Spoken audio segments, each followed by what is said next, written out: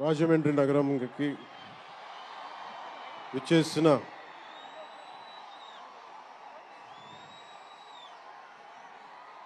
Cinema అభిమానులందరికీ, తెలుగు హీరోల అభిమానులందరికీ, ప్రత్యేకించి రామ్ చరణ్ గారి అభిమానులందరికీ నా హృదయపూర్వక నమస్కారం. ఇక్కడికి విచ్చేసిన ఆసీనులైన విశిష్ట అతిథులందరికీ మనస్ఫూర్తిగా నా హృదయపూర్వక నమస్కారాలు. ఆంధ్రప్రదేశ్ నలుమూలల నుంచి విచ్చేసిన ప్రజానీకానికి నా హృదయపూర్వక నమస్కారాలు. దీనిని ప్రసార మాధ్యమాల్లో చూస్తున్న ఆశేష ప్రజానీకానికి కూడా నా హృదయపూర్వక నమస్కారాలు.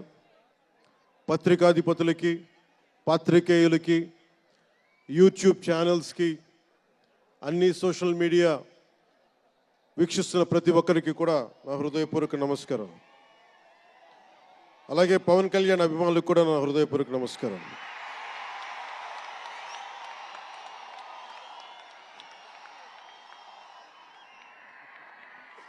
ఎలా చెప్పాలో నాకు తెలియదు.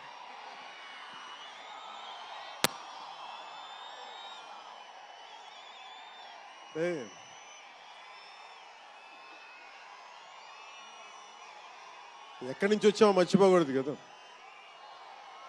రఘుపతి వెంకయ్య నాయుడు గారిని మర్చిపోలేం, ఒక దాదాసాహెబ్ ఫాల్కేని మర్చిపోలేం, ఒక రాజ్ కపూర్ని మర్చిపోలేం, సత్యజిత్ని మర్చిపోలేం, షోలే తీసిన సిప్పిల్ని మర్చిపోలేం, తెలుగు సినిమాలని ఖ్యాతి నిలబెట్టిన నాగిరెడ్డి గారిని మర్చిపోలేం, బిఎన్ రెడ్డి గారిని మర్చిపోలేం, గోడవల్లి రామబ్రహ్మం గారిని మర్చిపోలేం.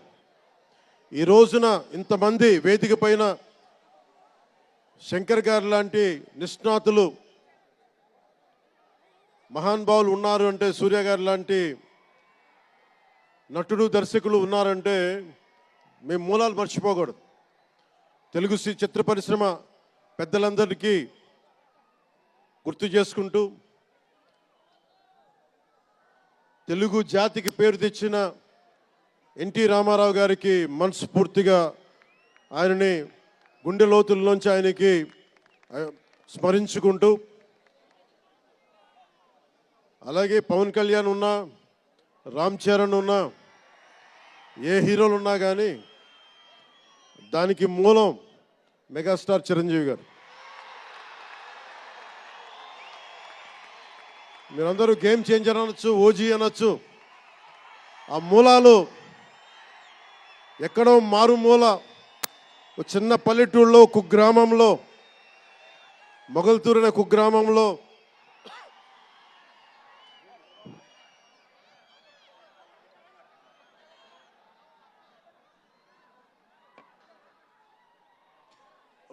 అనే కుగ్రామంలో చదువుతూ విఆర్ఎస్ఎన్ వైఆర్ఎన్ కాలేజ్ నర్సపూర్లో చదువుకుంటూ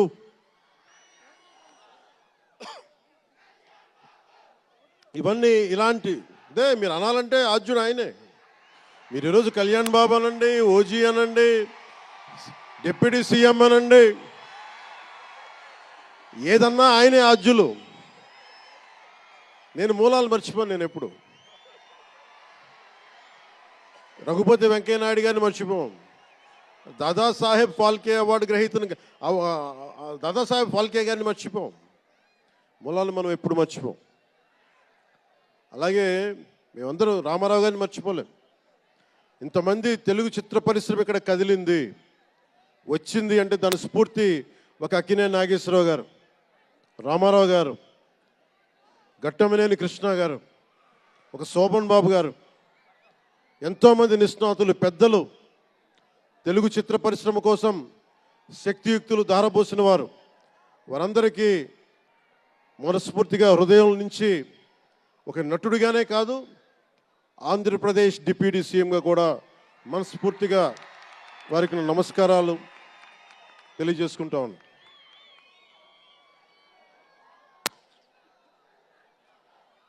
ఈ రోజున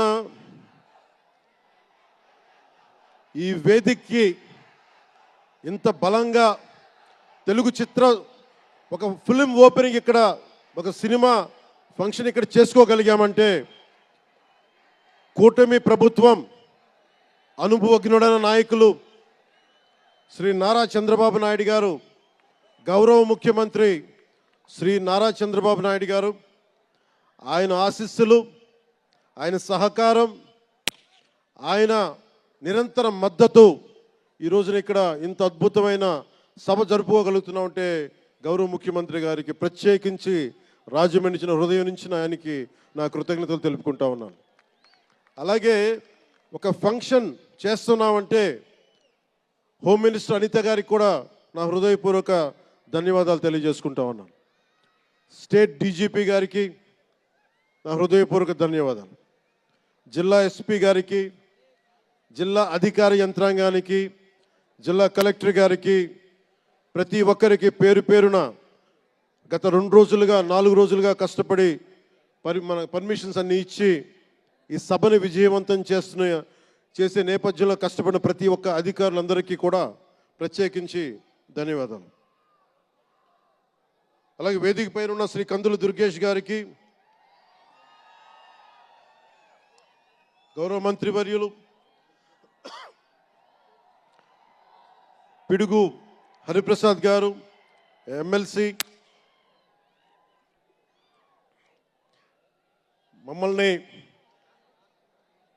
ఇన్ని రకాలుగా ఆయన,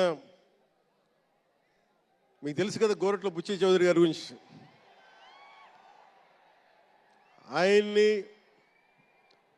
పట్టు విడవరు ఆయన, మనం వదలాల్సిందే పట్టు. అలాంటి గోరంట్ల బుచ్చయ్య చౌదరి గారికి మనస్ఫూర్తిగా నా హృదయపూర్వక నమస్కారాలు. అలాగే యువరక్తంతో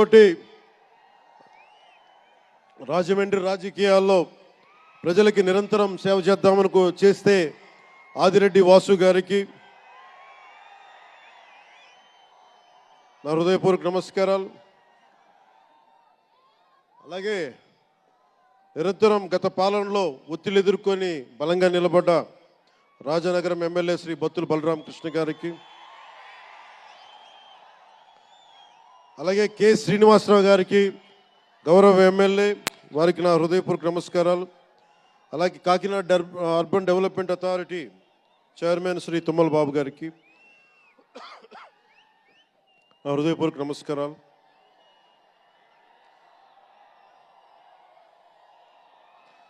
అలాగే నటులు శ్రీకాంత్ గారికి, పృథ్వీ గారికి, నవీన్ చంద్ర గారికి, ఇదేంటిది రచ్చ రవి,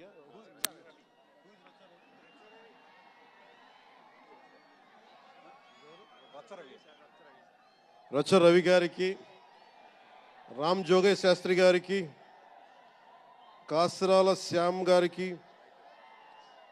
అనంత్ శ్రీరామ్ గారికి, బుర్రా సాయి మాధవ్ గారికి, ఇక్కడ ఉన్న అంజలి గారికి, అలాగే మ్యూజిక్ డైరెక్టర్ తమన్ గారికి, నాకు చాలా తక్కువ సినిమాలు నేను థియేటర్కి వెళ్ళేవాడిని.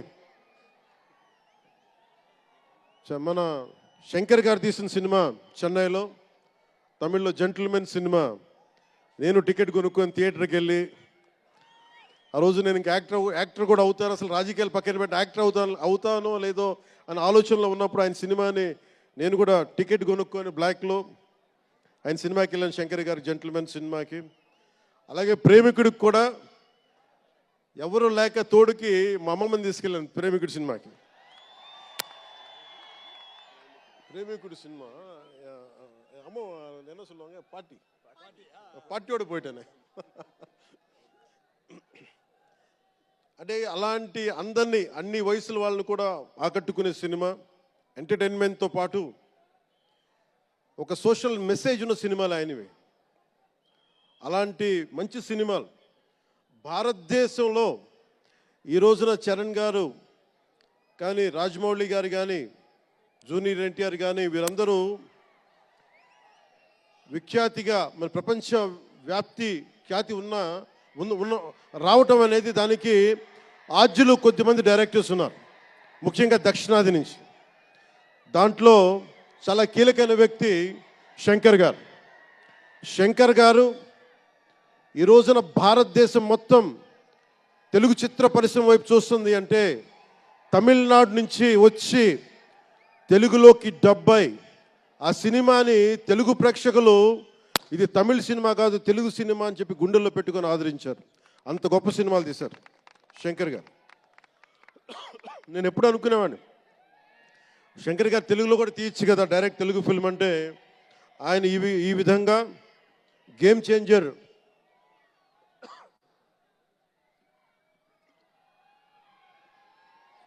చేంజర్ సినిమాని పూర్తిగా తెలుగులో తీసి మిగతా భాషల్లో డబ్ చేసే క్రమంలో రిలీజ్ చేస్తుంది. మనస్ఫూర్తిగా వారికి నా ధన్యవాదాలు. అలాగే దిల్ రాజు గారు, నేను తొలి ప్రేమ సినిమా అప్పుడు ఆయన డిస్ట్రిబ్యూటర్.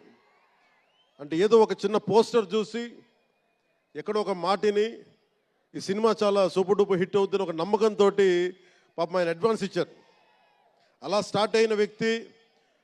మేము వకీల్ సాబ్ నా నిర్మాత కూడా అయినా.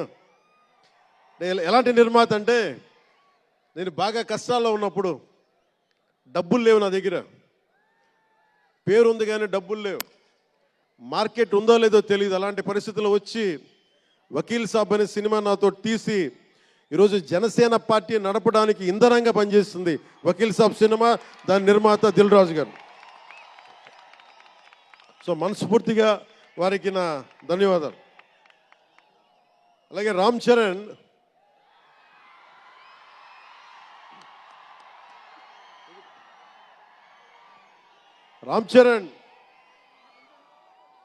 అంటే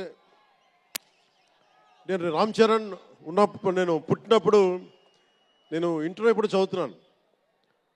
ఇంటర్ చదువుతున్నప్పుడు నాకు అన్నయ్యకి అబ్బాయి పుట్టాడు అని చెప్తే ఇంట్లో నామకరణం చేశారు. నామకరణం చేసినప్పుడు మా నాన్నగారు పెట్టిన పేరు మా ఇంట్లో అందరికీ ఆంజనేయ స్వామి పేరు రావాలి, మా ఇంటి దైవం అని. రామ్ చరణ్కి రాముడి చరణాల దగ్గర ఉండేవాడు ఎవడో హనుమంతులు, ఆంజనేయ స్వామి. నిత్యం బలం ఉండి కూడా వినయ విధేయతలతో ఉండే వ్యక్తి ఆంజనేయ స్వామి. అంటే ఎంత ఎదిగినా ఎంత శక్తిమంతుడైనా అడిమాది అష్టసిద్ధులున్నా తన శక్తి తను తెలియకుండా ఎదిగే కొద్దీ ఒదిగుండే ఆంజనేయ స్వామిలాగా ఇతనికి రామ్ చరణ్ అని పేరు పెట్టాలని చెప్పి మా నాన్నగారు ఆలోచన చేసి తనకి రామ్ చరణ్ అని పెట్టారు. అలాగే రామ్ చరణ్ నాకు, ఎందుకంటే నాకు చిరంజీవి గారు అన్నయ్య కాదు, పితృ సమానులు, తండ్రి సమానులు. మా వదిన నాకు మాతృమూర్తి. సో నాకు రామ్ చరణ్, నేను బాబాయ్ వీటన్నిటికంటే కూడా నాకు ఎప్పుడు ఒక తమ్ముడు.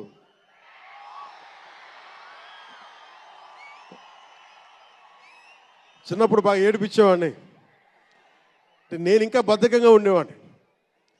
అంటే కరెక్ట్గా చెప్పాలంటే నేను తమ్ముడు సినిమాలో నా క్యారెక్టర్ లాగా ఉంటే రామ్ చరణ్ 7 ఏళ్ల వయసు, నా రెండో కొడుకు అంత వయసు ఉండేది. ఇప్పుడు ఆ వయసులో తెల్లవారుజామున చలిలో హార్స్ రైడింగ్ నేర్చుకోవడానికి మొత్తం ఆ హెల్మెట్తో పాటు అన్నీ పెట్టుకొని షూస్ అన్నీ సర్దుకొని రాత్రే నేను సోఫాలో పడుకొని ఉంటే వచ్చి పాపం నన్ను లేపి, ఇంకా నేను పడుకునేవాడిని, తను రెడీ అయిపోయి నన్ను లేపి ఒకసారి నేను దింపాల్సి వచ్చేది. ఇష్టంతో కదా, తప్పక లేదు తిడతారు ఇంట్లో. అంటే అంత క్రమశిక్షణతో ఉండేవాడు చిన్నప్పటి నుంచి. నాకు రామ్ చరణ్లో నచ్చింది ఏంటంటే ఇంత ప్రతిభా సమర్థత ఉందని ఎప్పుడు తెలియదు ఎవరికి కూడా. ఇంత శక్తి సమర్థత ఉంది ఈ వ్యక్తులు ఎప్పుడు మాకు తెలియలేదు. ఎప్పుడు ఇతను నేను డ్యాన్స్ చేయటం ఎప్పుడు చూడలేదు నా లైఫ్లో, సినిమాలో తప్ప. ఇంక సినిమాలో మాకు వ్యక్తిగత జీవితం నేను ఎప్పుడు చూడలే. అసలు మ్యూజిక్ వేస్తే కాలు కూడా ఆడించడు, కానీ అంత అద్భుతమైన డాన్సర్. అలాగే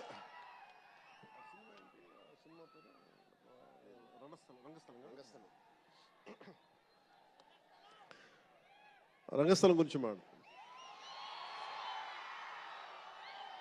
సుకుమార్ గారి డైరెక్షన్లో రంగస్థలం నాకు నటన చూసి ఇతనికి బెస్ట్ యాక్ట్ అవార్డు రావాలని మనస్ఫూర్తిగా అనిపించింది. అంటే అంత గొప్ప పెర్ఫార్మెన్స్ చేశాడు. భవిష్యత్తులో ఇతను ఉత్తమ నటుడు కూడా కావాలి, ఉత్తమ నటుడు అవార్డు అందుకోవాలి. ఎందుకంటే తనకి ఇక్కడ పెరగల, ఆంధ్రాలో పెరగల, కీలకమైన సంవత్సరాలన్నీ తమిళనాడులో పెరిగాడు, కొంత హైదరాబాద్లో తెలంగాణలో పెరిగాడు. ఇక్కడ గోదావరి జిల్లాల తాలూకు భావాలు, కల్చరు ప్రత్యక్షంగా ఎప్పుడు చూడాల. అవన్నీ తెలియకుండా ఆ క్యారెక్టర్లో ఇమిడిపోయి కొన్ని తరాలుగా గోదావరి తీర ప్రాంతంలో పుట్టిన వ్యక్తిగత యాక్ట్ చేసిన విధానం చూస్తే నాకు అమితంగా నాకు నచ్చింది. అంటే అంత గొప్ప నటుడు ఉన్నాడు. చిరంజీవి గారు వారసుడు అలా కాకపోతే ఇంకెలా ఉంటాడు. చిరంజీవి గారికి తగ్గ వారసుడు. తండ్రి మెగాస్టార్ అయితే కొడుకు ఏమవుతాడు? గ్లోబల్ స్టార్ అవుతాడు.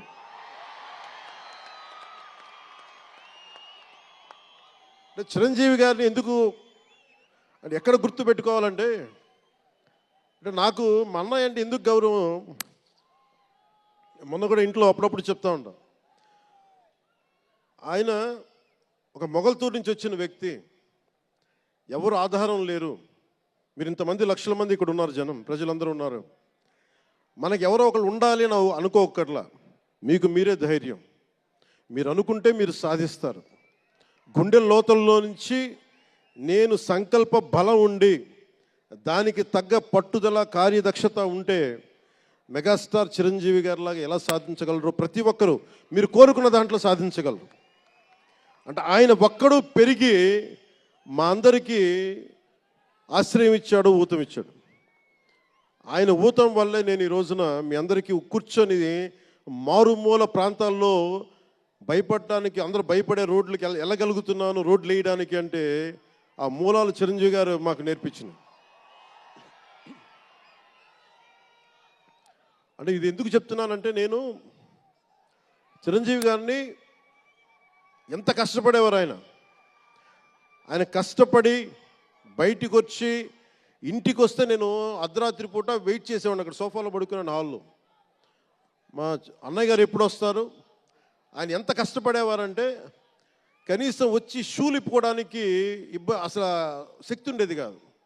అలిసి సొలిసి ఒళ్ళు కుమిలిపోయి, అంటే ఏమంటుందని అసలు కందిపోయి దెబ్బలు తిని, ఎందుకంటే అప్పుడు సేఫ్టీ మెకానిజం లేదు. మన గుండా షూటింగ్ టైంలో మన ఏదో అనకాపల్లి వెళ్తుంటే ఇక్కడే చిరంజీవి గారు చేశారు, ఎవరు ఆయన సన్నిహితులు చెప్తా ఉంటే, ఆ పడిపోయి ట్రైన్ కింద యాక్సిడెంట్లో కాలు ఫ్రాక్చర్ అయ్యి, అలాంటి ఒక సేఫ్టీ లేని పరిస్థితులు ఆయన చేస్తూ ఇంటికి వచ్చేటప్పటికి మాకు చేయగలిగేది ఏంటంటే, మాకు గిల్టీగా ఉండేది. తమ్ముడు సినిమాలో నేను ఎలా ఉండేవాడిని, ఆకతాయిగా తిరుగుతా, అలా నాకు అలా అనిపించేది నా జీవితం. అలా లేననుకోండి, కానీ మా అన్నయ్య వచ్చేటప్పటికి ఏదైనా చేద్దామని తపంతో పాపం ఆయన సాక్స్ తీస్తే కాళ్ళు వాచిపోయాయి. ఆ షూ కూడా వచ్చేది కాదు, చెమటతో తడిచిపోయేది. ఆయన షూలు తీసి ఆయన పాదాలు తుడిచి అది చేస్తే మాకు ఒక చిన్నపాటి ఉపశాంతి మాకు లభించేది. ఎందుకంటే ఇంత కష్టపడుతున్నాడు ఇంతమంది కోసం అనేది. అంటే అలాంటి కష్టాన్ని చూసి పెరిగాడు రామ్ చరణ్. అందుకే ఎందుకు ఆయన గురించి చెప్తున్నానంటే, మేము ఎప్పుడూ దీన్ని అహంకారంగా తీసుకోవాలి. మెగా అభిమానులు ఇలాంటి పదాలు మేము ఎందుకు మాట్లాడమంటే, ఇక్కడ అందరి హీరోల అభిమానులు ఉన్నారు. జూనియర్ ఎన్టీ, మీరు అందరు సినిమాలు చూస్తారు. రామ్ చరణ్ ఒక సినిమాని ఎక్కువ ఇంకొక హీరోని ఇష్టపడచ్చు, ఒక హీరోని ఎక్కువ ఇష్టపడచ్చు. జూనియర్ ఎన్టీఆర్ గారిని ఇష్టపడతారు, అల్లు అర్జున్ గారిని ఇష్టపడతారు, అలాగే ఒక ప్రభాస్ గారిని ఇష్టపడతారు. ఇంకా హీరోస్ పేర్లు అందరూ చెప్పు ఒకసారి, మర్చిపోయి. ఘట్టంనేని మహేష్ గారిని ఇష్టపడతారు. అంటే నేను ఎందుకు అందరి హీరోల, క్షమించాలి, అందరి హీరోల అభిమానులని పేరు పేరున నేను సమయం తక్కువ ఎక్కువ మంచి అందరి హీరోలు పేరు పేరున చెప్తున్నాను. చిన్న చిత్తగా అట్లని చెప్పట్లా. ఎవరైనా సరే, ఏ స్థాయి హీరోలైనా సరే వారు ప్రత్యేకించి అభిమానులు ఉంటారు. నాని గారు ఉన్నారు, ఆయనకి ప్రత్యేకించి మా ఇంట్లో చాలామంది అభిమానులు ఉన్నారు. మా సిస్టర్ చాలా నచ్చుతారు మా చెల్లికి నాని గారి సినిమాలు. ఇలాగా మా ఇంట్లో అందరికి కూడా మా చిరంజీవి గారు మాకు నేర్పించింది ఒక హీరోని ద్వేషించే పని మాకు తెలియదు. మాకు చిన్నప్పటి నుంచి మా జీవితంలో కళమా తల్లి సాక్షిగా చెప్తున్నాం, ఎప్పుడు కూడా మా ఇంట్లో ఈ హీరో సినిమా పోవాలి, మేము ఉండాలి, మా ఇంట్లో ఎప్పుడు లేదు. అసలు ఆ సంస్కృతి మా ఇంట్లో లేదు. అందుకు మేము అందరం బాగుండాలని కోరుకుంటాం. ఎందుకు బాగుండాలని కోరుకుంటామంటే సర్వే జనం సుఖినో భవంతు అని చెప్పి మా నాన్న నేర్పించిన ఇది మాకు సంస్కృతి. అది మేమే బాగుండాలి, వాళ్ళు బాగుండకూడదు అనుకుంటే ఎకానమీ తిరగాలి, అందరి దగ్గర డబ్బులు ఉండాలి, అందరూ బాగుండాలని కోరుకుంటాం. అలాంటి పరిస్థితుల్లో అలాంటి వాతావరణంలో పెరిగాం. రామ్ చరణ్ అలాంటి వాతావరణంలో పెరిగిన వ్యక్తి. నాకు చాలా గర్వంగా ఉంటుంది, చాలా ఆనందంగా ఉంటుంది. అతని హార్స్ రైడింగ్ చూస్తే మటుకు నాకు చాలా అసూయ వస్తుంది. నాకు చాలా తక్కువ సందర్భాల్లో నాకు అసూయ వస్తాయి. మొన్న ఈ మధ్యన అరకుకి వెళ్ళినప్పుడు గిరిజన ప్రాంతాల్లో ఉన్న సోదరులను చూసి ఆ పచ్చని చెట్ల మధ్య వాళ్ళ జీవన విధానాన్ని చూసి నాకు అసూయ వచ్చింది. అలాంటి అసూయ రామ్ చరణ్ని చూస్తే నాకు మగధీరలు అనిపించింది. ఎంత అద్భుతంగా చేస్తున్నాడు ఇతను. చిన్నప్పుడు నేను కూడా నేర్చుకొని ఉంటే ఇలా ఇంట్లో కూర్చొని కాళ్ళు బాధ చాపుకొని కూర్చోకుండా, పుస్తకాలు కాకుండా ఇంకేదైనా చేస్తుంటే నేను ఇంత అద్భుతంగా చేసేవాడిని అనిపించేది. ఆ పట్టుదలతోటి నాకు హార్స్ రైడింగ్ నేర్చుకోలేదు జీవితంలో. ఇప్పుడు గబ్బర్ సింగ్ సినిమాకి నాకు హార్స్ రైడింగ్ పెట్టారు. అందరూ ఏమనుకున్నారంటే పవర్ స్టార్ అంటే అన్నీ వచ్చేసి అనుకున్నారు. నాకు తెలియదు అయ్యింది. హార్స్ రైడింగ్ అని చెప్పారు. ఓకే అని గుర్రం చూపించారు నాకు. అది కచ్ రాష్ట్రం గుజరాత్లో. గుర్రం దగ్గరికి వెళ్ళా. సార్ ఏం లేదు, దౌడు తీసుకుంటే గ్యాలప్ మీద వచ్చేయాలంటే ఓకే షూర్ అన్నాను, డెఫినెట్గా వచ్చేస్తానన్నా. కింద పడితే ఏమవుతానో నాకు తెలియదు. సార్ నాకు ఒకటే తెలుసు, తెగింపు తెలుసు.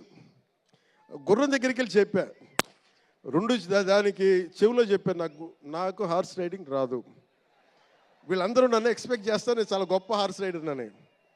అంటే హీరో అంటే అన్నీ తెలియాలని అనుకుంటారు. నాకు తెలియదు హార్స్ రైడింగ్. దానికి ఒక పంచదార ముక్కను చిన్న క్యారెట్ పెట్టా, జాగ్రత్తగా తీసుకెళ్ళి నాకు వదిలేవాను. పాపం ఆ గుర్రం అది నన్ను ఎంత అద్భుతంగా తీసుకెళ్ళిందంటే అది మీరు చూసారు ఆ సీన్లో. నేను అందరినీ మోసం చేశాను ఆ సినిమాలో. హార్స్ రైడింగ్ రాకుండా సినిమా వరకే హార్స్ రైడింగ్ వచ్చినాయి కదా.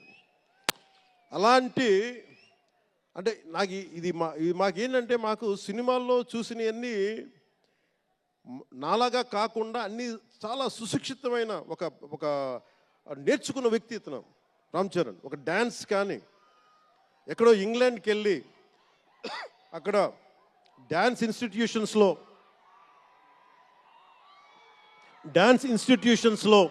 డ్యాన్స్ నేర్చుకొని ఇవన్నీ వచ్చిన వ్యక్తి.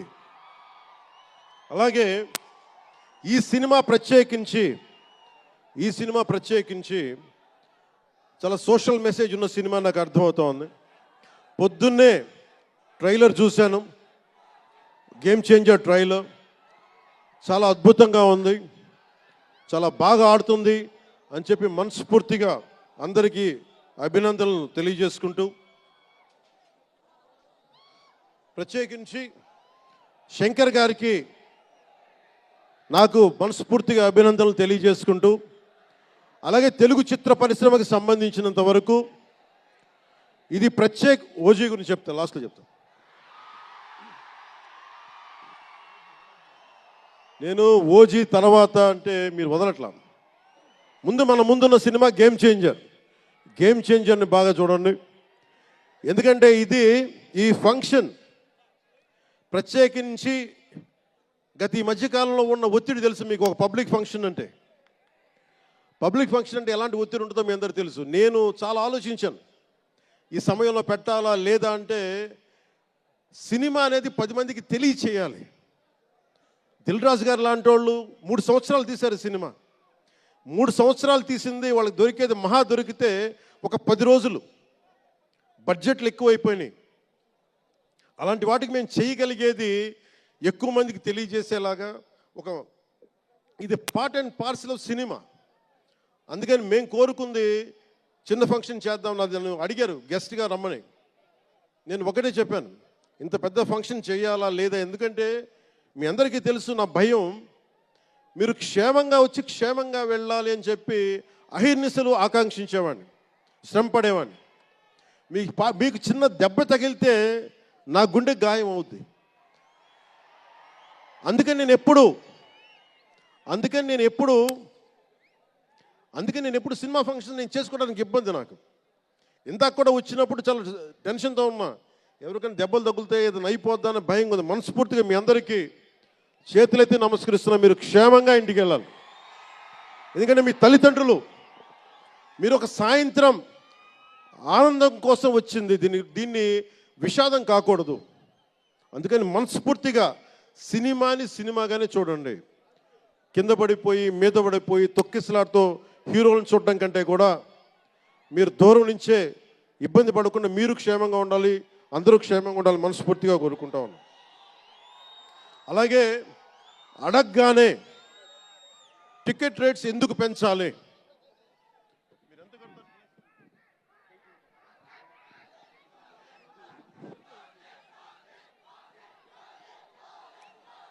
టికెట్ రేట్స్ ఎందుకు పెంచాలి అని చాలామంది అడుగుతూ ఉంటారు. ఒక నిమిషం థ్యాంక్ యూ. సినిమా రేట్లు ఎందుకు పెంచాలని అడుగుతారు. ఈ రోజున సినిమా రేట్లు పెంచాలి అంటే it's a purely demand and supply. నాకు శంకర్ గారి సినిమా నేనే బ్లాక్లో కొనుక్కొని చూశాను చెన్నైలో. అది నా సరదా. అది అంటే నాకు ఇచ్చిన డబ్బులు నేను కొనుక్కొని చూశాను. ఇప్పుడు ఆ బ్లాక్లో వెళ్ళే డబ్బు ఎవరికి వెళ్ళిపోద్ది. అలా కాకుండా టికెట్ రేట్లు డిమాండ్ అండ్ సప్లై మీద ఉంటుంది. అలాంటి డబ్బులు పెరిగితే మీరు ఇష్టపడి మీ హీరోకో ఏదో ఇష్టమైన సినిమాకో మొదటి రోజే చూడాలనుకుంటారు. That's a demand. అందుకని ఎందుకు ఇంతంటే బడ్జెట్స్ పెరిగిపోయినాయి. తెలుగు సినిమా మొత్తం ప్రపంచపరంగా వెళ్తూ ఉన్నాయి. దీనికి డబ్బులు కావాలి అంటే పెట్టుబడులు కావాలి, మార్కెట్స్ పెరిగినాయి. అలాగే పెరిగిన ప్రతి రూపాయికి 18% జిఎస్టీ కడతాం. ప్రభుత్వానికి ట్యాక్స్ వస్తుంది. పెరిగిన ప్రతి రేటుకి ట్యాక్స్ వస్తుంది. ఇదేదో ఉట్టినా ఇవ్వట్లేదు ప్రభుత్వం. ప్రతి ఒక్కరికి ఏముంటుందంటే దీని ఒక ఫాల్స్ నెరేటివ్ ఉంది బయట. నా సినిమాకి టికెట్ రేట్లు పెంచకపోగా తగ్గించేశారు. భీమ్లా నాయక్కి ఇప్పుడు చాలామంది హీరోస్ అందరూ కూడా వాళ్ళెవరూ కూటమికి మద్దతు చెప్పలేదు, కానీ మేము ఎక్కడ వివక్ష చూపించాల. అందరూ బాగుండాలని కోరుకుంటాం. ఎందుకంటే చిత్ర పరిశ్రమకి మొన్న దిల్ రాజు గారు కూడా చెప్పారు, చిత్ర పరిశ్రమకి రాజకీయ రంగు పులమటానికి మాకు ఇష్టం లేదు. Though I belong to NDA, though I'm head of Janasena party, cinema should be treated as a separate entity. No politics should seep into cinema. Milton Friedman అనే ఒక ఎకానమిస్ట్ ఒక చిన్నపాటి పెన్సిల్ని ఇలా చూపిస్తూ, ఈ పెన్సిల్ని తయారీకి ఈ కనిపించే టిప్పు ఈ మెటీరియల్, దీని లోపల ఉండే గ్రాఫైటు ఈ మెటీరియల్, ఇవన్నీ ఒక్కొక్కటి చెప్పుకుంటూ దీనికి వెనక పెన్సిల్ కూడా రబ్బరు, ఇది ఎక్కడి నుంచి వస్తుంది ఇలా చెప్పుకుంటూ వెళ్తా, ఇది ఒక్క ప్రాంతం నుంచి రాలా, అనేక దేశాల నుంచి. గ్రాఫైట్ ఏమో ఎక్కడ వేరే కంట్రీస్ నుంచి. ఈ పెన్సిల్కి పెట్టిన మన బ్రాంజ్ రిబ్బన్ను అదేమో వేరే చైనా నుంచో లేదంటే ఏషియా నుంచి. ఈ చేసిన వాళ్ళందరూ ఒక మతం కాదు, ఒక కులం కాదు, ఒక దేశం కాదు. ఒక చిన్నపాటి పెన్సిల్కే ఒక రకరకాల వ్యక్తులు, రకరకాల దేశాలు కలిసి రావాలి. అలాంటిది ఇంత సినిమాకి శంకర్ గారు తమిళియన్, మనకి దిల్ రాజు గారు ఫ్రమ్ తెలంగాణ. ఇక్కడ ఒక్కొక్కరిని అడగండి, ఒక్కొక్కరు ఒక్కొక్క రాష్ట్రం నుంచి వస్తారు. బట్ అందరూ కలిసి సినిమాని తీస్తారు, మీకు ఆహ్లాదం కలిగజేస్తారు. ఇప్పుడు మాకుంటుంది, నేను ఎప్పుడు కూడా నాకు ఇష్టం లేనిది సభావేదికగా ఒకటి శంకర్ గారికి కానీ దిల్ రాజు గారికి కానీ తెలుగు చిత్ర పరిశ్రమకు కానీ భారతీయ చిత్ర పరిశ్రమకు కానీ ఒకటితే మనం నేర్చుకోవాలి.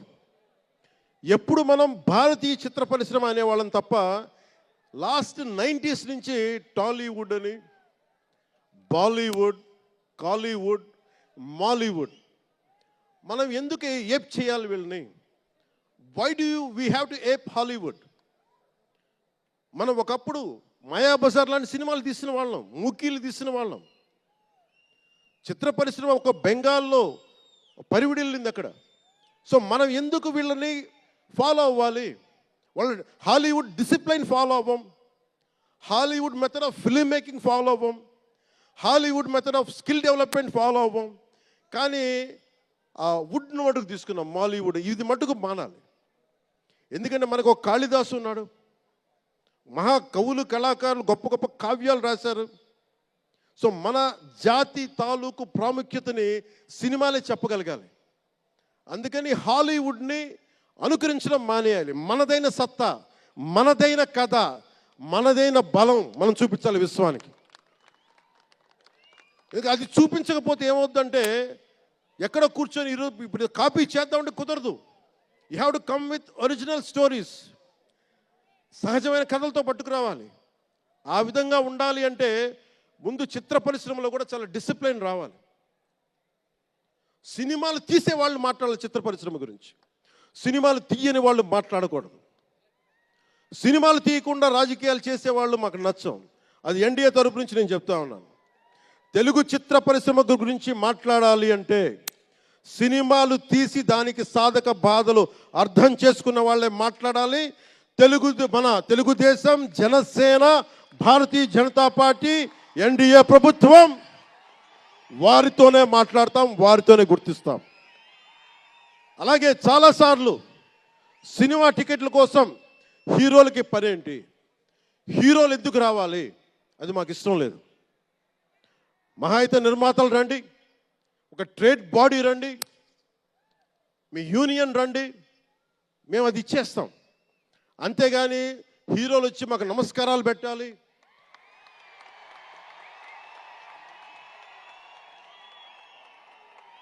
అంత ఒక లో లెవెల్ వ్యక్తులం కాదు మేము. దీన్ని ఎక్కడి నుంచి నేర్చుకున్నాం? స్వర్గీయ నటరత్న ఎన్టీ రామారావు గారి దగ్గర నుంచి నేర్చుకున్నాం. మహానటుడు. ఆయనని ఎంతమంది విమర్శించినా, కోటా శ్రీనివాసరావు గారు విమర్శించినా, ఆయన ఎప్పుడన్నా యాక్ట్ చేస్తే ఆయనతో పాటు ఏం బ్రదర్ బాగున్నారు అని చెప్పి చాలా గుండెలు నిండుగా పలికే వ్యక్తి మహానుభావుడు ఎన్టీ రామారావు గారు. ఇంత తెలుగుదేశం పార్టీ ఎన్టీ రామారావు అన్నిసార్లు ముఖ్యమంత్రిగా ఉన్నప్పుడు కూడా ఎప్పుడు ఘట్టంలేని కృష్ణ గారు కాంగ్రెస్లో ఉండి కూడా కనిపిస్తే ఇద్దరు ఆప్యాయంగా మాట్లాడుకునే వాళ్ళు. ఎన్టీ రామారావు గారు ఎప్పుడు వివక్ష చూపించలే. ఇది చిత్ర పరిశ్రమ తాలూకు ఔన్నత్యం. ఇది అదే ఔన్నత్యాన్ని మేము కొనసాగిస్తున్నాం, అదే మేము కోరుకుంటా ఉన్నాం. అంతేగాని గతం ప్రభుత్వంలో లాగా మీరు అభిమానించే మెగాస్టార్ చిరంజీవి గారు లాంటి వారిని కానీ, బాహుబలి ప్రభాస్ గారిని కానీ, మహేష్ గారిని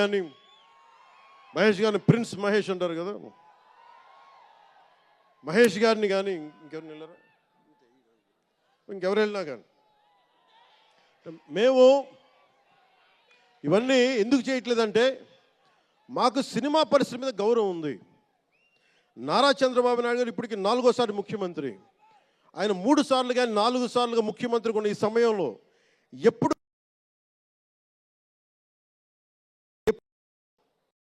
ఆయన తెలుగు చిత్ర పరిశ్రమను ఇబ్బంది పెట్టలేదు.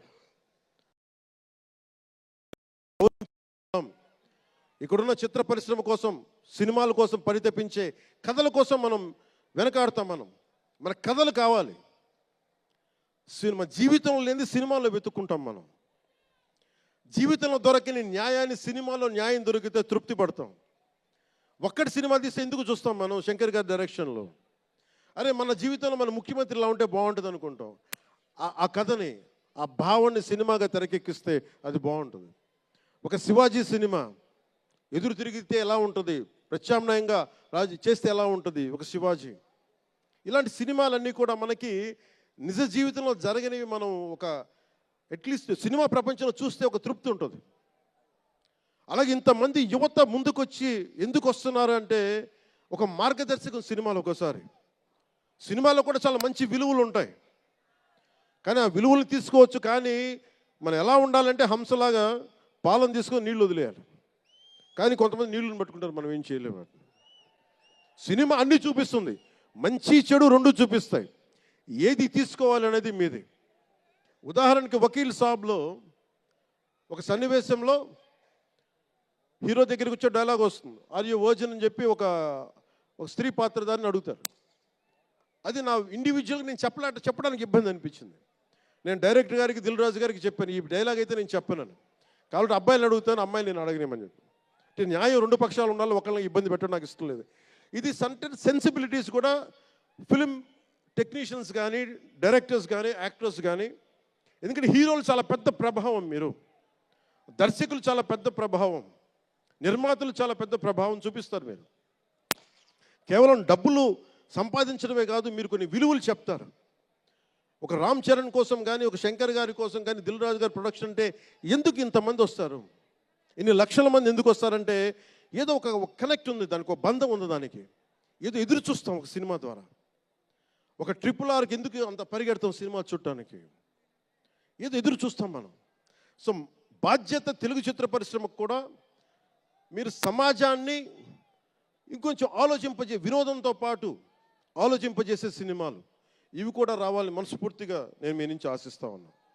మీరు ఎలాంటి సినిమాలు తీసినా ప్రజలకి ఆమోదయోగ్యంగా ఉండే సినిమాలు, ప్రజలకు విలువ నేర్పించే సినిమాలు మరిన్ని రావాలని మనస్ఫూర్తిగా కోరుకుంటూ, ఈరోజు పెరిగిన రేట్లు ఆంధ్రప్రదేశ్ ప్రభుత్వానికి ఆదాయం కూడా కేవలం అది నిర్మాతలకని అనుకోవడానికి లేదు. పెరిగిన ప్రతి రూపాయికి 18% GST వస్తుంది.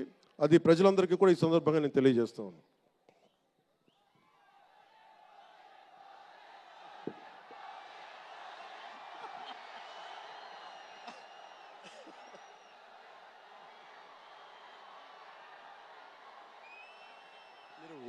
ఓజీ నా దుంప తెంపేస్తున్నారు ఆయన.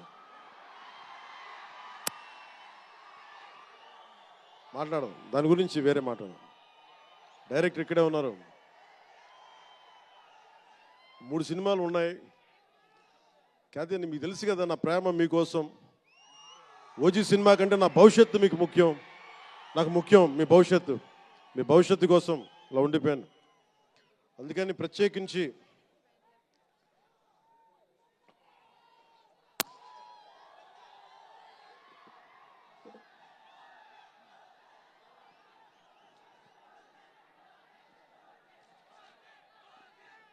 మనం మాట్లాడుకోదు. ఇది అంటే వేరే సినిమా గురించి, ఒక గేమ్ చేంజర్ అనే సినిమాకి వచ్చి మనం ఓజీ గురించి మాట్లాడుకోవాలి. ఓజీ కోసం వచ్చినప్పుడు ఓజీ గురించి మాట్లాడాలి. అందుకని ప్రత్యేకించి ఆంధ్రప్రదేశ్ రాష్ట్ర ప్రభుత్వం తరపున గేమ్ చేంజర్ సినిమాకి, గేమ్ చేంజర్ దర్శకులు శంకర్ గారికి, గేమ్ చేంజర్ నిర్మాతలు దిల్ రాజు, లక్ష్మణ్, శిరీష్ గారికి, అలాగే గ్లోబల్ స్టార్, మెగాస్టార్ తనయులు రామ్ చరణ్ గారికి నా హృదయపూర్వక శుభాకాంక్షలు తెలియజేసుకుంటూ, ఇక్కడ ఉన్న మంత్రివర్గ సభ్యులకి, సహచర శాసనసభ్యులకు ప్రతి ఒక్కరికి నా హృదయపూర్వక నమస్కారాలు. అలాగే నా మిత్రుడు, నాకు సన్నిహిత మిత్రుడు SJ సూర్య, உங்க பத்தி சொல்லிட்டே இருந்தேன் சார், உங்க பத்தி சொல்லிட்டே இருந்தேன் தந்தி டிவியில், நீ எனக்கு எவ்வளோ பிடிக்குன்னு சொல்லிட்டே இருந்தேன். ఈయన ఏ మేరా జహాన్ పాట పెడతానంటే మీరు అమ్మాయిలతో డ్యాన్స్ చేయాలి సార్ అంటాడు. నేను అంటాను దేశభక్తి చెప్పాలి. మా ఇద్దరు గొడవ అయింది. నేను చెప్పాను నువ్వేమనుకుంటా అవి చేస్తాను తప్ప నేను మటుకు ఏ మేరా జహాయే చేస్తాను, నేను అమ్మాయిలతో డ్యాన్స్ చేయనని చెప్పాను. చాలామంది చేశారు, ఎందుకంటే నేను బాగా చేయలేను తెలుసు నాకు. దానికి ఏదో కూర్చుని పాపం నా మాట, మా ఇద్దరికి అలా మంచి ఫ్రెండ్స్, స్నేహం మా ఇద్దరి మధ్య, గంటలు మాట్లాడుకుంటాం. ఈ మధ్య కుదరట్లేదు. సో గ్రేట్ యాక్టర్, మంచి దర్శకుడు కాదు, ఎక్స్ట్రాడినరీ డైరెక్టర్. నా కోపం ఏంటంటే డైరెక్షన్ వదిలేశాడు. ఎప్పుడు పైన విటిట నీ direction, you are such a fantastic and fabulous director. And okay, that's fine. ఆయన డ్రీమ్ ఏంటంటే I want to be an actor అనేవాడు. ఇప్పుడు హీ ఫుల్ఫిల్, ఆయన సాధించుకున్నారు, అందరి మనసులు దోచుకున్న నటుడయ్యారు. మనస్ఫూర్తిగా వారికి నా అభినందనలు తెలియజేస్తా ఉన్నాను. అలాగే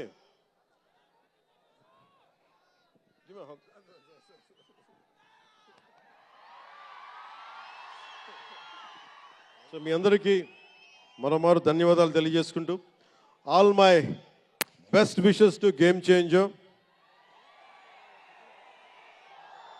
all my best wishes to Shankarji, best wishes to Dil Raju గారు, my love, my best wishes to all the actors. కొత్త సంవత్సరంలో బాక్స్ ఆఫీస్ బద్దలైపోవాలి. నేను ఇలాంటి మాటలు మాట్లాడు, నా సినిమాకి నేను మాట్లాడు.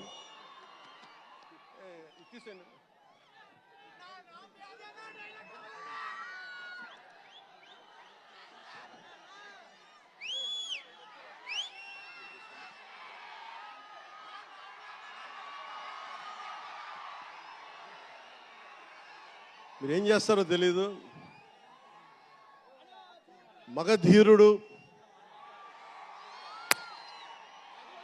అల్లూరి సీతారామరాజుగా మొత్తం జీవించేశాడు. అందరి తోటి నటుల మీద అమితమైన ఇష్టం చూపించేవాడు. అందరికీ ఫ్రెండ్ రామ్ చరణ్, అందరి హీరోలకి చాలా గౌరవంగా ఉండేవాడు. సంవత్సరానికి 100 రోజులు మా నాన్న ఏ పేరు మీద ఏం తలుచుకొని పెట్టాడో తెలియదు, కానీ 100 రోజులు, సంవత్సరంలో 365 రోజులు, కనీసం 100 రోజులు అయ్యప్ప స్వామి మాల అంటాడు, ఆంజనేయ స్వామి మాల అంటాడు. ఎందుకురా చేస్తామంటాను అప్పుడప్పుడు. క్షమించాలి రామ్ చరణ్ గారు రే అంటున్నందుకు, పర్లేదు కదా.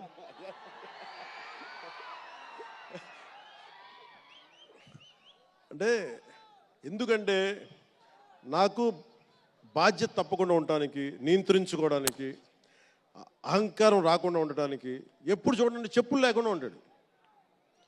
అంటే నాకే అనిపిస్తుంది, నేనే కనీసం నేను వేసుకునే చెప్పులు కూడా వదిలడానికి ఇబ్బంది పడతాను అప్పుడప్పుడు. అలాంటిది రామ్ చరణ్ చెప్పులు లేకుండా, మామూలు హీరో కాదు, హాలీవుడ్ దాకా వెళ్ళాడు, ఆస్కార్కి వెళ్ళాడు.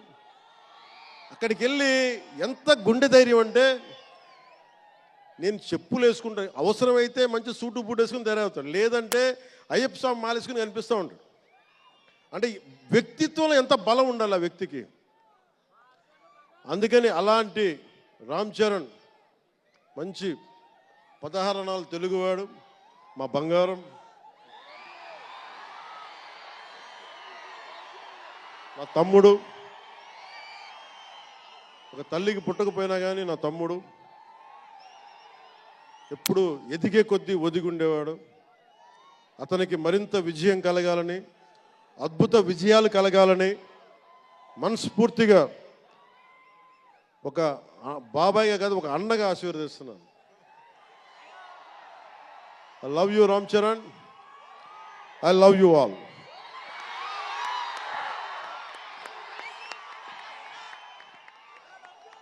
నేను ఒకటే కోరుకుంటున్నా, యువత మీ అందరికీ మొన్న మాట్లాడుతూ ఉన్నా, మీ బైకుల్లో మీరు చేసే గోల ఉంటుంది చూసారా మీరు. నేను మొన్న మాట్లాడుతూ ఉన్నా, ఇప్పుడు ఈ ఫంక్షన్ లేదు, సినిమాలు లేవు, ఏం చేస్తారు చెప్పండి. ఉద్యోగాలు ఉపాధి కూడా కానీ టైం పడుద్ది. కనీసం సినిమాకి వెళ్ళి చొక్కా దించుకొని అరవకపోతే, బైకులు తీసుకొని అవి సైలెన్సర్ దాన్ని ఆ యాక్సిలేటర్ పెంచకపోతే ఎనర్జీ ఎటు వెళ్తుంది. అందుకే ఒకటే చెప్పాను, దిల్ రాజు గారికి చెప్తా ఉన్నా, మీరు తెలంగాణ ఫిల్మ్ ఫెడరేషన్ ప్రెసిడెంట్ కదా, మీరు ఆంధ్రప్రదేశ్ని చిన్న చూపు చూడకండి. అదొకటే నేను కోరుకుంటా ఉన్నా. నేను ఆ 2 కళ్ళు అని నేను నమ్మను, కానీ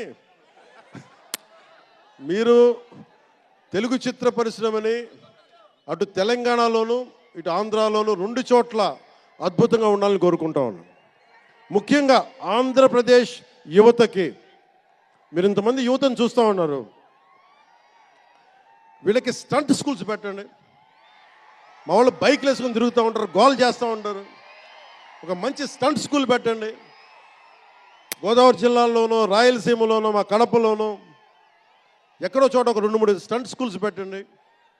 మా వాళ్ళకి స్కిల్ డెవలప్మెంట్ ఇవ్వండి. మాకు ఒక స్క్రీన్ ప్లే ఎలా రాయాలో మా వాళ్ళకి చెప్పండి. ఒక రాజమౌళి గారు వచ్చి చెప్పమని చెప్పండి. త్రివిక్రమ్ గారిని వచ్చి క్లాసులు తీసుకోమని చెప్పండి మా వాళ్ళకి. ఒక తమన్ లాంటి మనకి మ్యూజిక్ దర్శకులు కానీ,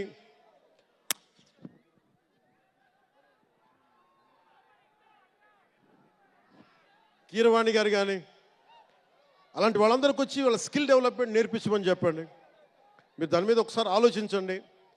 స్టూడియోలు పెట్టండి. ఇక్కడ కొంతమంది అసిస్టెంట్ డైరెక్టర్స్కి ఎలా ఉండాలి, డైరెక్టర్స్ కావాలంటే ఏం చేయాలి, 24 క్రాఫ్ట్స్లో ఒకళ్ళకి ప్రొడక్షన్ డిజైనింగ్ నేర్పించండి. మా వాళ్ళకి ప్రొడక్షన్ డిజైనింగ్ స్కూల్స్ పెట్టండి. ఫిల్మ్ మేకింగ్ స్కూల్స్ పెట్టండి. ఈరోజున మీకోసం ఇంతమంది వచ్చారు. మీరు తిరిగి ఇవ్వగలిగేది మీకోసం రేట్లు పెంచాం. ముఖ్యమంత్రి గారు మీకు అండగా ఉన్నారు. చంద్రబాబు నాయుడు గారు, మేమందరం మీకు అండగా ఉన్నాం. తెలుగు చిత్ర పరిశ్రమని మీ ద్వారా మేము కోరుకునేది ఇంతమంది యువతున్నారు. వీరికి మీ ద్వారా కొంత ఉపాధి కల్పించండి. నేను సినిమాని మాట్లాడుతుంటే నేను టీవీని ఎప్పుడు వదలలేదు. టీవీ మీడియంని చిన్న తెర అనుకుని, చిన్న తెర పెద్ద తెర ఉండదు. తెర చిన్నదైనా పెద్దదైనా ఒకటే మాకు. సో మాకు ముమ్మిడివరం లాంటి గొప్ప లొకేషన్స్ ఉన్నాయి. మాకు కేరళకి మించిపోయి ఉంటుంది ముమ్మిడివరం. గోదావరి తీరం చూడండి. అసలు మీరు గండికోట చూడండి కడపలో. సిద్ధవటంకి వెళ్ళండి, అడ్వెంచర్ సినిమాలు ఉంటాయి. అటు వెళ్తే మీరు పార్వతీపురం వెళ్ళండి, మన్యం ప్రాంతం అద్భుతంగా ఉంటుంది. మీరు లొకేషన్స్ని ఎక్స్ప్లాయిట్ చేయండి. ఇక్కడ అందరికీ మేము సౌకర్యాలు కల్పిస్తాం. మా దుర్గేష్ గారికి కూడా చెప్తా ఉన్నాను, మనకి కూర్చొని ఇక్కడ టూరిజం డెవలప్ చేయాలి. అందుకని మీకు తెలుగు చిత్ర పరిశ్రమకి ఆంధ్రప్రదేశ్ ప్రభుత్వం అండగా ఉంటుందని తెలియజేసుకుంటూ, మీకోసం ఒళ్ళు వంచి పనిచేస్తానని తెలియజేసుకుంటూ, మరోమారు మనందరికీ ఇష్టమైన రామ్ చరణ్కి గుండెల నుండి శుభాకాంక్షలు తెలియజేసుకుంటూ, శంకర్ గారికి మరోమారు కృతజ్ఞతలు తెలియజేసుకుంటూ, దిల్ రాజు గారికి ఇద్దరికి అభినందనలు తెలియజేసుకుంటూ, నటీనట వర్గానికి ప్రతి ఒక్కరికి అందరికీ ధన్యవాదాలు తెలియజేసుకుంటూ, మీ అందరూ క్షేమంగా ఇంటికి వెళ్ళండి. ఇంట్లో అమ్మా నాన్నని అడిగానని చెప్పండి. నాకంటే వయసులో పెద్దవారైనా ఎవరన్నా ఉంటే వారికి నా పాదాభివందనాలు తెలియజేయండి. మీరు 2 చేతులైతే దండం పెడుతున్నా, క్షేమంగా క్షేమంగా క్షేమంగా ఇంటికి వెళ్ళండి.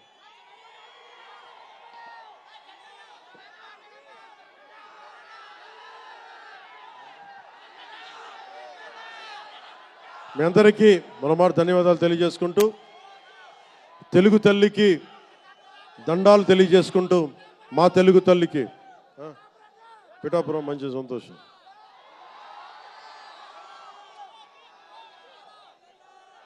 అలాగే మీ అందరికీ ధన్యవాదాలు తెలుపుకుంటూ, ఏ దేశం ఎగినా ఎందుకు కాలినా పొగడరాని తల్లి భూమి భారతిని అంటే సభ ఆరంభంలో మాట్లాడలేకపోయాను.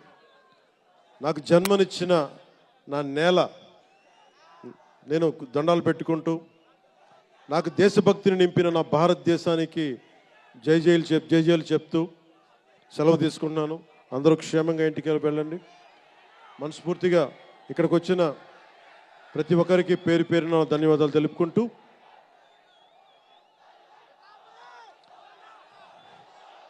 జై ఆంధ్ర, జై భారత్, జై హింద్.